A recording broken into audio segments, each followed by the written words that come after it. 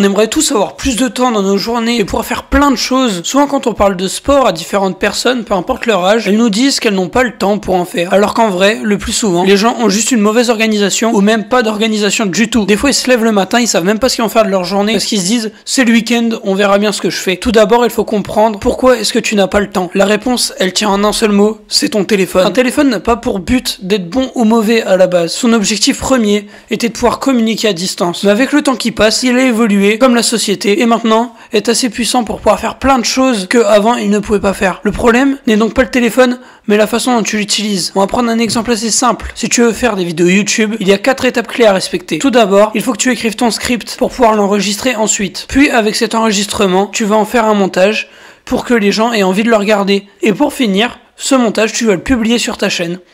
Maintenant, si je te dis que tu peux tout faire avec ton téléphone, tu me crois. En moyenne, le temps d'écran des Français est de 5 heures par jour, ce qui représente 35 heures par semaine. C'est énorme, c'est autant qu'un travail pour un salarié. Je ne pense pas que tout ce temps que tu passes sur ton téléphone, tu t'en serves pour avancer vers tes objectifs. Donc tu comprends que si ton but c'est de poster des vidéos sur YouTube, il va falloir que tu changes tes habitudes. Dorénavant, il faut savoir sur quoi tu passes autant de temps. Il y a 2 grandes catégories qui ressortent, le divertissement et les jeux vidéo.